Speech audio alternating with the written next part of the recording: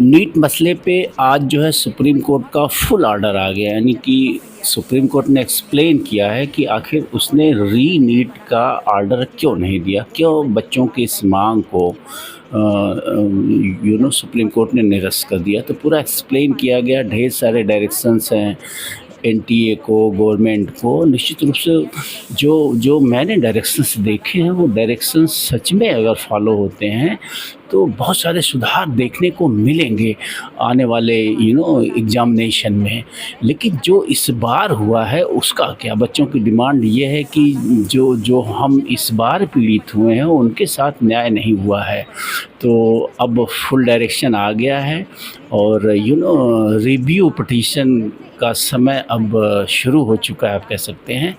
तो let's see कि बच्चे क्या करते हैं, रिव्यू पिटीशन के लिए जाते हैं या नहीं जाते हैं। और ये पूरा ऑर्डर जो है, जो जो डायरेक्शंस हैं सुप्रीम कोर्ट को, निश्चित रूप से काबिल तारीफ़ है। और सारी कॉम्पिटिटिव एग्जाम्स में ऐसे ही एसओपी फॉलो किए जाने चाहिए, ऐसे ही मानकों के अनुरूप जो है ये कॉम्पिटिटिव एग्ज़ाम सारे के सारे होने चाहिए। अब देखते हैं आगे क्या होता है, लेकिन मैं चाहता हूँ कि आप सब लोग ये पूरा सुप्रीम कोर्ट ने फुल ऑर्डर में क्या कहा है, कैसे कहा है और वो कैसे चाहता है कि आगे एग्ज़ाम हो, इसको इस वीडियो के थ्रू आप सब सुनिए। Thank you.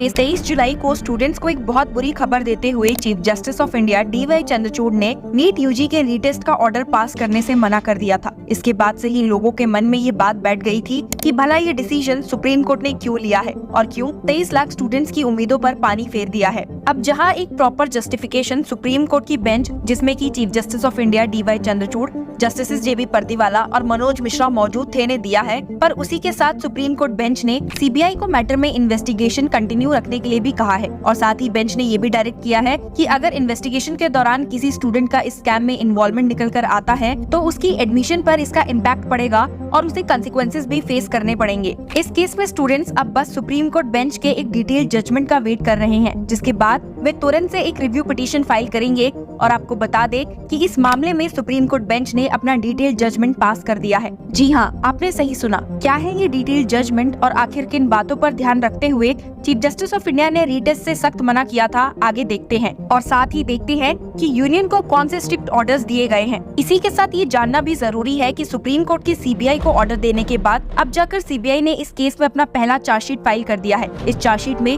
13 एक्यूज के नाम शामिल हैं, जिनमें से कई बिहार से बिलोंग करते हैं, जो कि पेपर लीक का एक हॉटस्पॉट माना जाता है। आपको याद दिला दे कि हियरिंग में एक बात पर काफी जोर दिया गया था कि अगर ये पेपर लीक का मामला एक लार्ज स्केल पर होगा तो ही जाकर एक रीटेस्ट का ऑर्डर दिया जाएगा। और यही leak chief justice of India को एक लार्ज स्केल में नहीं दिखा, जिसकी वजह से उन्होंने स्टूडेंट्स की प्ली को डिसमिस कर दिया। आज डिटेल जजमेंट पास करते हुए चीफ जस्टिस ऑफ इंडिया ने सबसे पहले कहा, we have come to the conclusion that there was no systematic breach of the papers. The leak was only limited to Patna and Hazaribagh. इसके साथ ही chief justice of India DY Chandrachud ने कहा है कि यहाँ डाउट तो नहीं है कि यूनियन और NTA द्वारा प्रोसेसेस में कुछ गैप्स और प्रॉब्लम्स देखने को मिले हैं। He stated, we have highlighted all the deficiencies in the structural processes of the NTAs that we cannot afford the betterment of the student. CJI ने कहा भी है कि इस एग्जाम प्रोसेस से NTA को समझ जाना चाहिए कि उनके द्वारा की गई कुछ गलतियां नेक्स्ट ईयर नहीं रिपीट होनी चाहिए। And stated, we have said that NTA must now avoid the flip-flops which has happened now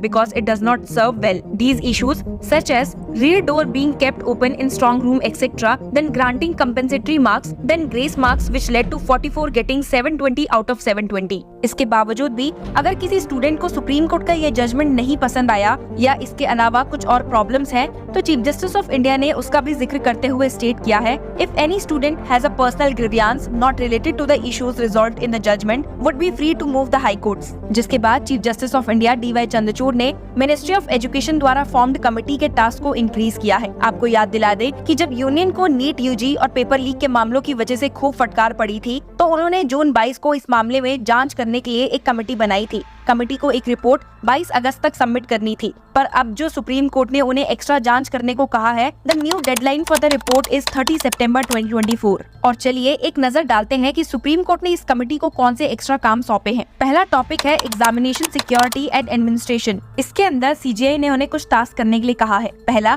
evaluate and recommend reforms, assess and suggest improvements in the exam administration process, including rigorous checks and balances at every stage, from setting question papers to declaring final results. दूसरा task है formulate standard operating procedures, develop SOPs outlining timelines for registration, changes to preferred cities, handling of OMR sheets once submitted, and other examination-related processes. Once adopted by the NDA, these SOPs must be followed to maintain the exam's integrity. तीसरा task है review exam center allotment. Examine the current process for allotting exam centers to candidates and recommend necessary changes to ensure fairness and transparency. अब जहां ये मामला set है, वहीं supreme court ने candidate की आइडेंटिटीज भी वेरीफाई करने का काम सौंपा है, जिसमें इंक्लूडेड है implementation procedures to prevent impersonation and ensure only registered candidates take the exam. Second is the conduct of enhanced identity checks at various stages, including registration, entry of the center, and before the exam starts. Third is to utilize technological innovations to further prevent impersonation. Fourth, to ensure all procedures comply with the legal and privacy requirements. अब paper leak की समस्या छोटी बात तो नहीं है, और इसको कॉम्बैट करने का सबसे बेस्ट तरीका है सीसीटीवी सर्विलेंस, और उसमें सुधार के सजेशन देते हुए सुप्रीम कोर्ट ऑर्डर ने कहा है, consider comprehensive CCTV systems at the exam centres, including real time monitoring and recording, also to aim to detect malpractice और unauthorised activities and provide evidence if incidents occur. Paper leak की समस्या में एक main सवाल तो NTA पर भी उठा था कि भला उन्होंने क्वेश्चन पेपर हैंडल कैसे किए हैं कि पेपर लीक हो गए, और इसमें चेंजेस सजेस्ट करते हुए सुप्रीम कोर्ट ने स्टेट किया है, first, to review and suggest improvements for the setting, printing, transportation, storage and handling of question papers. Second, implement tamper-evident packaging and use secure logistic providers to prevent unauthorized access and leaks. Third, to consider using locked vehicles with real-time tracking system for transportation. इसके बाद कुछ basic suggestions जो NTA को supreme court से मिले हैं are as followed. First is the audits and inspection. इसके अंदर it is stated to evaluate the feasibility of regular audits and surprise inspections of the exam centers. Second, to ensure compliance with security protocols, address potential vulnerabilities and maintain high standards of examination security. इसके अलावा they are asked to have enhanced compliance mechanisms, to recommend the development of a robust mechanism to address and enhance compliance with established protocols. Third is the reporting issues. Supreme Court has asked to allow candidates to promptly report any irregularities or issues encountered during the examination process. Hearing के दौरान chief justice of India DY Chandrachud ने इस बात पर काफी stress किया था कि आज के समय में टेक्नोलॉजी इतनी एडवांस हो चुकी है कि आसानी से पता लगाया जा सके कि पेपर लीक कहाँ हुए हैं, और इसी टेक्नोलॉजी को और स्ट्रॉन्ग करने के सजेशन देते हुए सुप्रीम कोर्ट ऑर्डर ने स्टेट किया है, to have advance data security protocols, research and recommend advance data security measures including encryption and secure data transmission to protect examination materials from unauthorized access and leaks. Second, to have digital footprint monitoring. Supreme Court ने suggest किया है to have a systems for monitoring and tracking digital footprints related to examination materials such as digital watermarking and tracking technologies to trace leaks and identify breaches in electronic dissemination. Third is the cyber security audits. Supreme Court has recommended regular cyber security audits and vulnerability assessment to identify and address weaknesses in electronic dissemination systems, ensuring measures are up to date with current cyber security trends. Fourth is to explore advancements in digital authentication, secure online platforms and other emerging technologies to enhance examination security and efficiency. NTA और union education minister को थोड़ी policy और stake holder management के बारे में suggest करते हुए supreme court ने कम्युनिकेशन स्ट्रेटजी को भी डिस्कस किया है, which are as followed. Walby, AI Trading Assistant.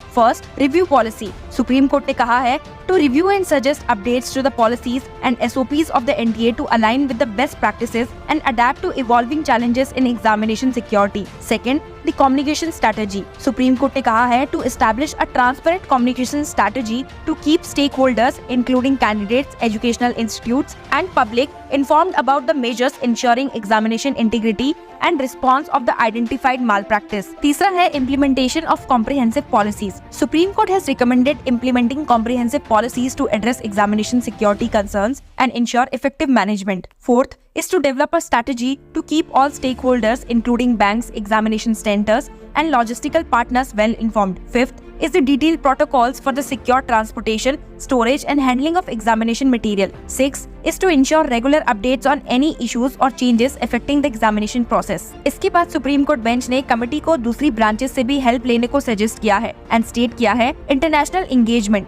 That is to consider the feasibility of NTA collaborating the examination bodies and educational authorities from other countries to share best practices, security measures and innovative solution. दूसरा suggestion उन्होंने ये दिया है to create a framework to identify, assess and mitigate risk related to examination security. This should include risk management protocols, contingency plans and strategies for addressing unforeseen challenges. अब जो supreme court bench ने committee की report देने की deadline बढ़ा दी है, तो उन्होंने रिपोर्ट के बाद भी कुछ एक्शंस की मांग की है, which are first, the Ministry of Education will decide on the committee's recommendations within 1 month of receiving the report. Second, the ministry will prepare and start implementing an action plan based on these recommendations. Third, the ministry must report compliance with these directions within 2 weeks of deciding on the implementation. इस मामले में transfer and disposal of cases की भी बात supreme court ने mention की थी और स्टेट किया था, first, to transfer petitions regarding the validity of NEET 2024 filed by the NTA or other parties should be disposed of according to this judgment. Second, the court found no systematic breach beyond the Hazaribagh and Patna regions. और जो अंत के additional directions रह गए हैं उन पर भी एक नजर डाल लेते हैं। पहला डायरेक्शन ये है, option 4 reported by the IIT director as the correct option will be used to revise results. Second, a retest for 1563 students was permitted by the court and will continue to be upheld until final directions are issued. इसी के साथ supreme court bench ने mental health counselling और staff training का भी जिक्र किया है। तो देखते हैं अब इस मामले में रिव्यू पिटीशन फाइल होते दिखते हैं या नहीं। Till then keep following law चक्रा।